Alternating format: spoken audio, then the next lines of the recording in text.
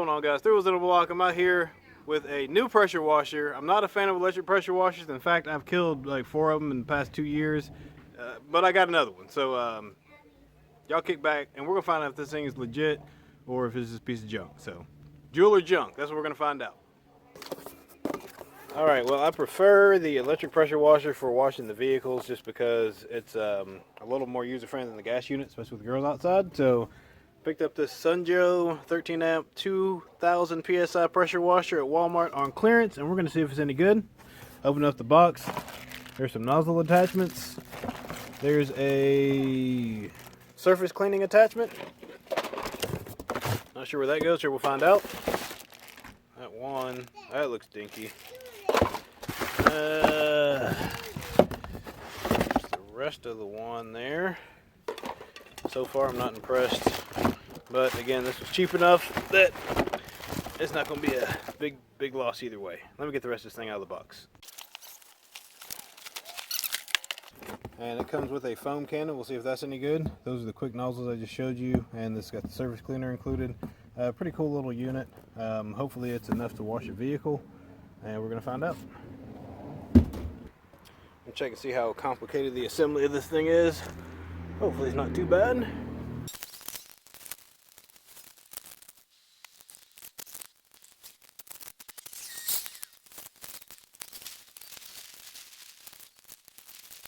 The foam cannon is attached to the back of the unit. So it's right here and pops out. Slides out like so. So yeah, we'll see if this thing's any good. That's what I was after. I'm going to get the water hooked up to it, and then we will take it over to Pearl. That's the diamond white tri-coat GMC Yukon you've seen videos about. Time to get that cleaned up for Mama, so I'm going to go ahead and get to it.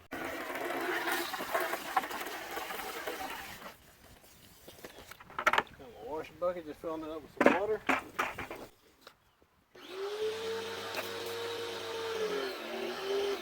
Got the 15-degree tip on there.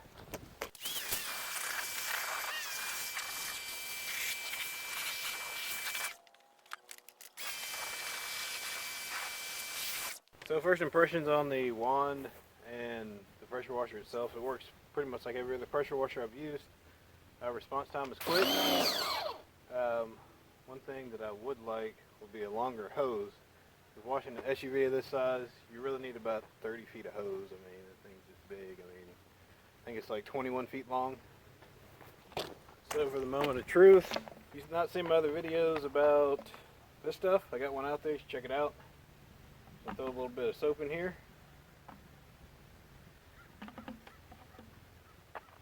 Fill the rest up with water, and we're going to see what this thing does. So if you notice, this foam cannon is not like the traditional style or conventional style where you disconnect whatever attachment or nozzle you're using and hook it up. This actually is a twist lock, and it comes off in the center of the hose or the wand assembly. So you get your soap filled up and installs like so.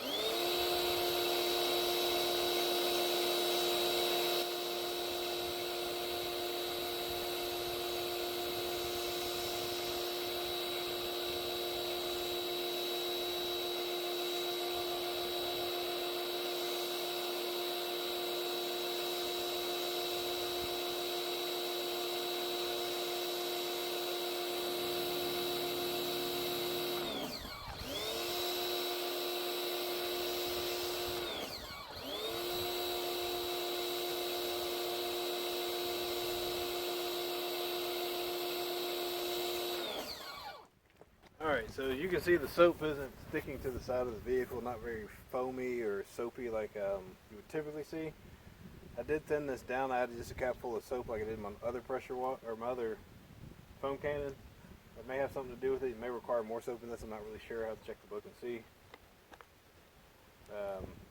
Seems pretty soapy in there. I'm gonna go ahead and wash this side down. We'll make an adjustment, see if it gets any better.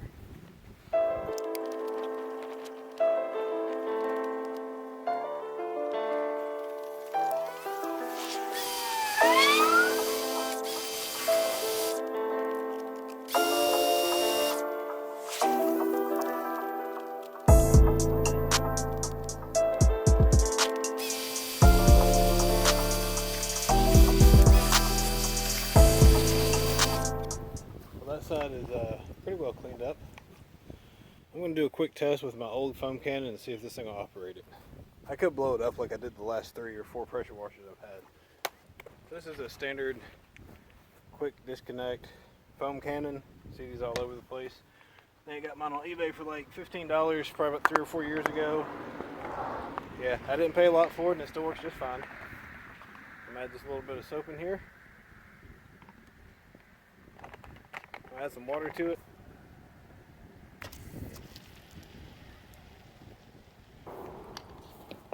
Now I have killed 3 Ryobi pressure washers. A 2200, a 1800, and another 2200.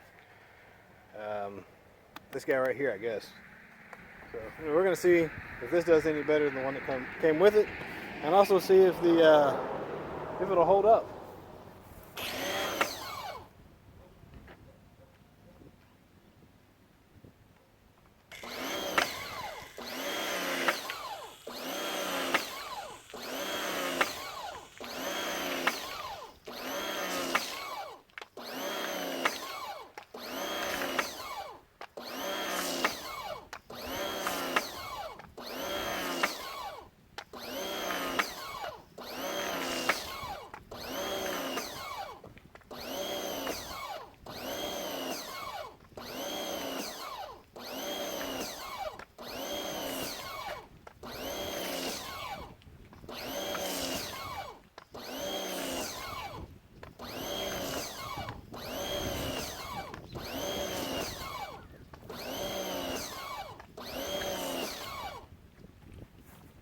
So you can see the soap foam is a lot thicker with my other foam cannon opposed to this other thing.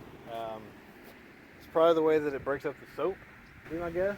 The other one does output something. It's just a lot more watery or runny. You can see the soap still sitting on the side of the vehicle there. It's not going anywhere. I was hoping that this pressure washer would handle the foam cannon. I've been through several, and every one that I have will work for about 4, 5, 6 months, and then it just quits or starts short cycling. The short cycle is what you just heard, and that's where the pressure switch doesn't like the rebound pressure coming from the end of the tip of the wand, and it starts going on and off. So it does come with its own unit, which is good. It works out fine. The ones that are, for gas units, I guess, not so much. All right, I'm gonna quit yakking and go ahead and get this thing cleaned up.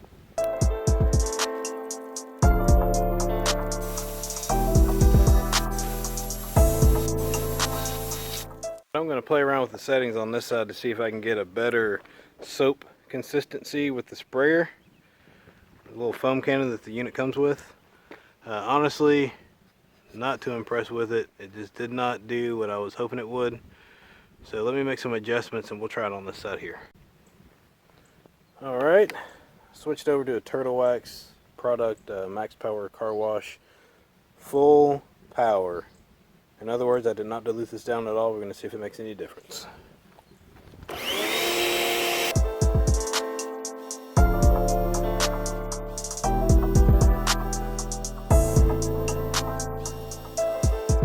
That's definitely better. Get you guys in here so you can see. The bubbles are real fine. It's not dense like the other foam cannon, but it does stay on the vehicle, so that's workable. You can definitely work with that.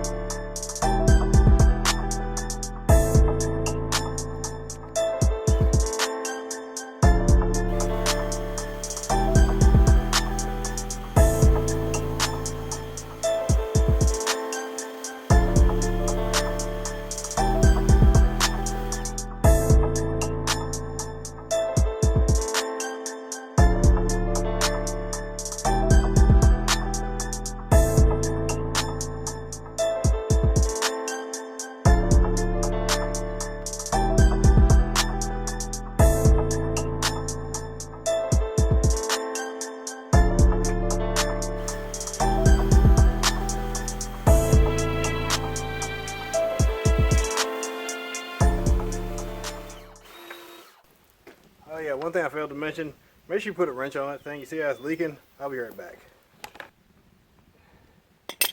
So I thought hand tight would be enough on this nut right here.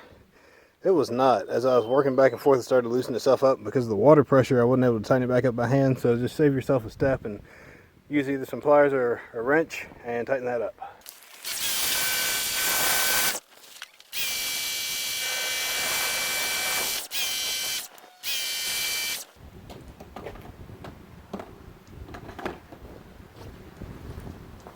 Alright, that wraps up the video on the review of the Sunjo 2000 PSI pressure washer.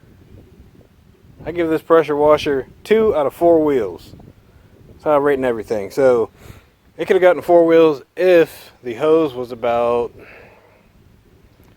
5 feet longer. Would make it a little bit more manageable, and that'd be right for any size vehicle. So hoses a little bit longer, make it easier to manage something of this size.